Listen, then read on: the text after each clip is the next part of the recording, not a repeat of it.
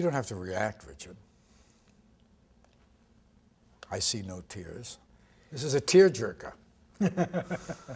Well, Harry Levine is a kind of a character that I feel speaks to a whole idea of what it was like growing up in the village and being around these kind of people. So does Jerry Orbach's character of Jake. I think these are the kinds of people that I knew, and this whole idea of friendship, this symbiotic kind versus the real kind, and what is the difference, you know, that kind of thing. And again, I think the reason I put this on film too is this sort of fragility. I felt the fragility in friendship, how easy it can just sort of tip, the things that make it go. And basically, I saw this play here. It was right here, the Actors Studio. I saw two guys do it. Ed Satrikian, wonderful actor and member of the Actors Studio, and Ira Lewis, the author of the play. And they both. And who did Ira play? He played my part. He played the Harry. He played, well, it's Harry Levine. And it, well, it's sort of a bit autobiographical. I think this whole play is autobiographical.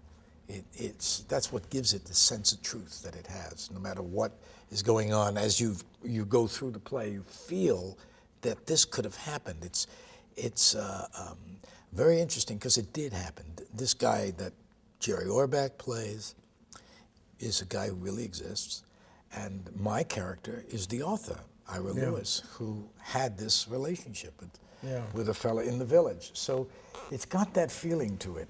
Now, let's go back to the first time you saw it. You were sitting literally in this room. I was sitting here. I was sitting over there. Yeah. And these two guys came on, and I saw the play, and I was with my friend Charlie Lawton. Yeah. And, oh no, I wasn't. I was alone. I saw it, and I thought, there's something going on. This language, the way they are with each other, the humor of it. Yeah. It was classic in its own way, you know, these two kind of characters and the very nature of what they were saying to each other. That kind of dialogue really was infectious and caught me up. And I had such a good time watching it. I sent my friend Charlie Lawton to see it here because they were doing it as they call it, the Actors Studio special evenings. They take a piece of work that's been done here and they just run it for 3 or 4 weekends and people come. So my friend Charlie came to see it. He loved it too because he identified with that world that we knew. And then he suggested to me that I play the part. This morning I'm shaving. I noticed this thing under my left eye. What kind of a thing? I see nothing. Like a pouch. And it reminded me so much of a world that I came from, of people I knew growing up in the village, and someone once said there's something about it that's very archetypical. We know people like this, the struggle a guy like Jake has. We know what it's like to feel down and out and excluded. And at the same time feeling that we have every right to be up there because aren't we just as smart as a guy like Jake is just as smart as anybody around. Gottlieb's a thoroughgoing fraud. He steals front story from Balzac, back story from Conrad. I had an image of him based on a couple of people I'd known over the years, people from back in the 50s, kind of pre-beatnik bohemians in the village, writers. And Jake started there and then kind of evolved with more of me in him. You're always upset and enraged, and you think that gives you the right to be habitually hysterical. Jake is kind of passive-aggressive. He's the guy who says, "What's the matter? You know, what's wrong with you?"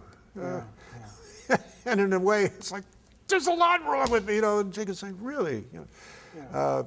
He's the guy who's sort of untouched by the whole thing, or he seems that way. My words are my words, always. They are not free for random manipulation and tawdry circulation. In other words, there is no open season on my words. Not any longer. I always wanted Jerry Orbach to play Jake. Jerry is a really wonderful actor who really knows how to just get in there. And I have to respect the fact that he didn't have any time with this. I only had Jerry for a window of a few weeks because he does that series, Law and Order, and he only had this period of time to work. And I got him, and we rehearsed together in that room, and he did this major role because this is it. I mean, it's what they call a two-hander. And I had the experience of having done it for years on the stage and everything. He had 3 weeks. Yes, he sent me a script, and I realized we were going to be shooting continuous dialogue. We did 84 pages of dialogue in 12 shooting days. And he comes off so phenomenally well in this short period of time. Al has, and I have, and I'm sure a lot of actors have, kind of a third eye that really looks from above or somewhere and sees everything that's going on. While you're in the middle of something, you've got this other eye that knows what's going on. And I trusted Al's insight and his view of whatever we were doing. And I wish, again, we had another director because I couldn't really serve Jerry as well as I would have liked to because I'm acting with him. What does it mean when you can't fall asleep? Severe depression, When you wake up constantly? severe anxiety, Any remedy? death. So I had to trust in Jerry's innate gifts. There are some actors that would have taken, literally months to do it. I didn't have months. I knew if I didn't do the play as a movie now, I'd never do it. And I wanted to put that character that I sort of created over the years, Harry Levine, my interpretation of Harry Levine, I wanted to get that on the screen. So I was lucky I had Jerry. I didn't have to direct him. You want to take a walk to Chinatown? Chinatown? No, I decidedly do not. Why not? But I would have been better off without me directing it. And because I really believe, it sounds, I'm not a director. And I don't think like a director. And I don't want to be a director. I do enjoy the idea of controlling a situation and being in charge of it and knowing that when I get in an editing room, I can, fool around and stuff. But in the end, it's not what I do. It's not my mainstay. I don't see the world that way. The world, when I want to do something, I don't say, oh, I'll direct that. No, I say, I'll act that. Like a painter says, I will paint that, or I will write music about that, or I'll write about that particular thing. So my first language is acting, and directing isn't even my second language. I mean, I would say that music would be my second language. Yeah. Directing is somewhere in the, near basket weaving or botany. So here I am directing this thing and feeling comfortable because I've grown up on a movie set. I mean, I'm 30 years making movies. I know how to do it. I know where to go with it. Up to a point. I mean, I'm familiar with it, so it doesn't intimidate me. The odd thing is I can't direct actors. I don't know how to talk to them because I spent my life working with them, and I don't know how to talk to an actor to get an actor to do something. But I've done it. I've done it on occasion. I don't want to mention it, but there are certain things I've given actors where I've felt good. But there's also things that I've given actors where I've screwed them up. And that so terrified me. That's why I don't teach acting. I'm terrified of it. I don't know what I'm going to say to an actor. There's such a vulnerable position. And I've seen when I've said something to an actor, and I thought I was being helpful, and it was harmful. Yeah. And I never got over that. And so I'm very reluctant to talk to actors about anything because I really don't think I can help them. And if there's a chance I might help them, but more than not, I won't help them. And if I learned anything, I learned not to direct yourself in a piece. Certainly, I wouldn't do it if I hadn't done it on stage. I did it on stage, so I thought that allowed me the freedom of being able to just direct it. But I couldn't well be in a scene with Jake, with Jerry, and be directing him at the same time I'm acting with him. Then what the hell am I doing? We had freedom in the interpretation, not necessarily within the words, because the words of the play were set, and you wouldn't want to veer from it because it's highly articulate and intellectual, and the banter is very sophisticated. So there was no point in ad-libbing, but certainly within the bounds of that, what you did with the character and the highs and lows of it and the interplay was wide open.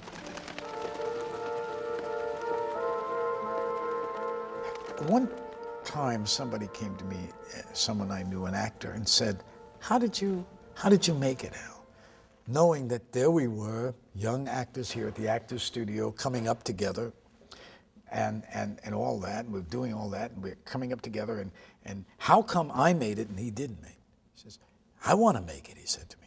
I said, well, there's a difference. You want to. I had to.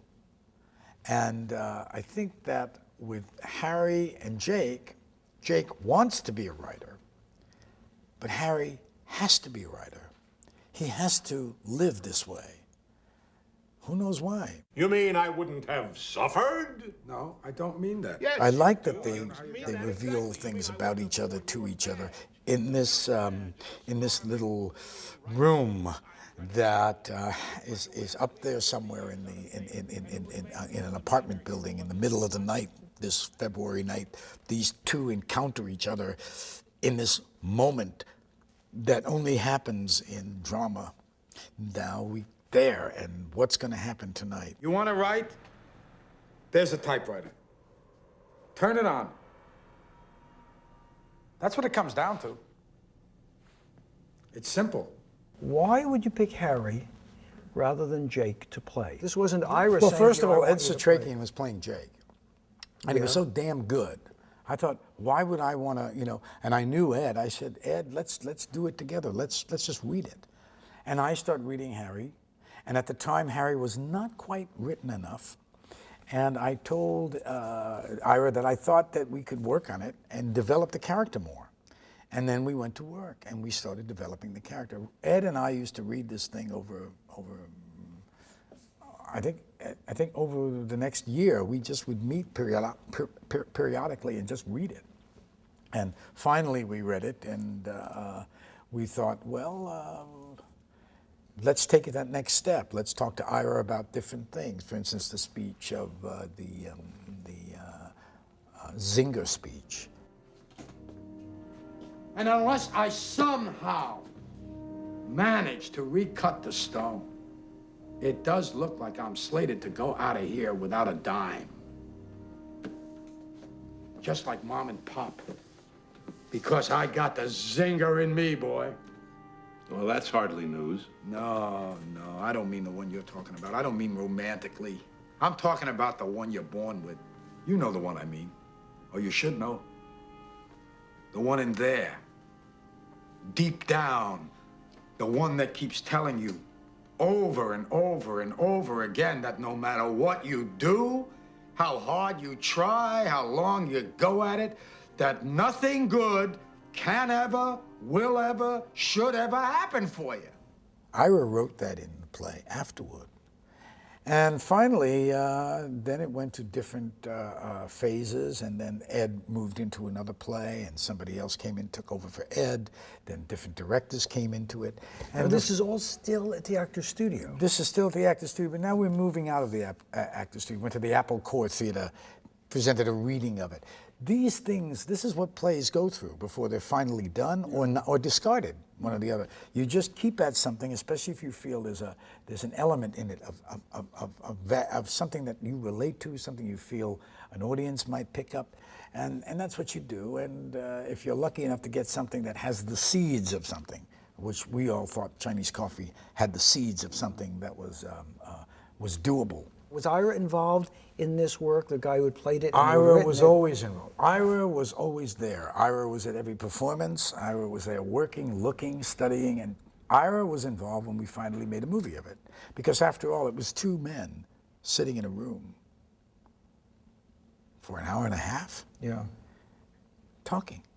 That was the play. So how do you take something like that and put it on screen? How do you do it? And I had the idea of the flashbacks. I thought I found an interesting way to do it. The jury is out. I still think there's too many flashbacks in this picture. I think they're it's just all over the place with it. But I was at a point where I wanted to keep the ball bouncing. I wanted to keep the audience attentive. I didn't have faith that the picture would the dialogue would hold it alone. And I have found through the interviews I did with people after they saw it that they much preferred the flashbacks. Yeah. They even laughed at them. There's certain relief that came from the comedy in this piece, because it's very funny. I mean, a lot of it is not just in the wittiness of the dialogue, the interplay, which is hysterical to me. I mean, it's so clever and beautifully done. But some of the visuals are funny, you know. The scene with the tack, and just different scenes that I know some say to me, and they're right, gee, do you have to keep that flashback in there? That seems a bit, and I believe they're right. But sometimes you sort of sacrifice that for that part of the audience who is willing to forgive you for putting that in the picture, and the audience that will take to it. You know, you have to make that decision finally, and that's what I did. And so I feel that there may be too many flashbacks, but at the same time, it keeps the bouncing ball. And toward the end there, you notice we start losing them. Yeah. And it gets into the more or less crux of what this is about, and when things start getting revealed. And but Ira is always there with the humor. He keeps it going all the time. Just when they're really at loggerheads, he comes up with something very funny. And the cancer of the knuckle cancer. We spent the whole weekend looking for a knuckle specialist, a knucklist. And the cancer of the palm. It kept growing. It was a callus. And that's what buoys it up. It keeps it above the water.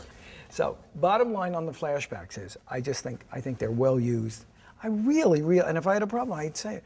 I think they're fine, because what happens is it's just sparkles it up. You want to get out of that apartment. Exactly. There's Just a when you're saying, hey, claustrophobia. this is getting, like I said, I once said it with the Stigmatic too, which I didn't do much of that in, is that with plays that are into movies, what happens, I use this idea, your ears fill up with words. Yeah. And when they just fill up too much, you can't hear anymore. Yeah, that's exactly right. This is not meant to be heard. This is motion pictures. Yeah. Pictures that move. It's talking pictures, but it's talking pictures. First they move, First then they they move, talk. Then they talk. And so what happens if you get too much dialogue, and that's the line you walk, and this has been my thing, is how do you get the variety, the excitement, the kinetic of theater dialogue on the screen. All right. And make it. Okay, let's talk about something now relevant also. I have to ask you this question. Do you think that Jake really ever thought that Harry could write the book he wrote?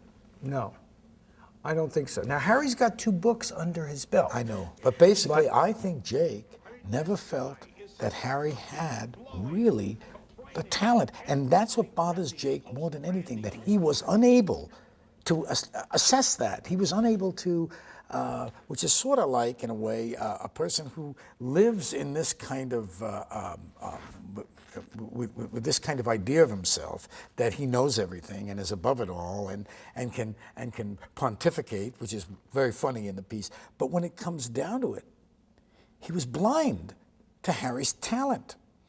And he can't sort of cope with that, and he's trying to figure it out, and I think that's what's caused the great angst in Jake, is that he really underestimated his own friend. So where does he stand then? Right. If he can't see this, what is his whole life about? You stole my life, I stole your life? and no amount of overwrought rationalization will alter that fact. I did not steal your life, Jake. I merely put it to some imaginative use. Shouldn't I have first crack at that? I thought that's what you had for 50 years! As long as Harry was really mediocre to poor, Yeah. Jake felt superior, therefore was comfortable with his Fabulous feeling relationship, and could right. continue whatever, deving out his sort of comments and his support, so to speak. But as soon as he realized that there's something that is untenable there, that he can't put his finger on, it erupts him, and it so depresses him, it annihilates him, really. And that's the power of this piece, I think. That's the sadness of it.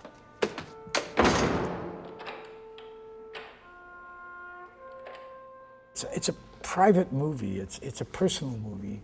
It's something that, as I say, when I see it, I have a kind of a feeling about it at the end of it. I feel that whatever you want to call it, whatever that feeling comes from, there's a certain amount of heart in it, I think, and it transmits itself. And finally, you can fault a lot of it, but in the end, there's something poignant about these two.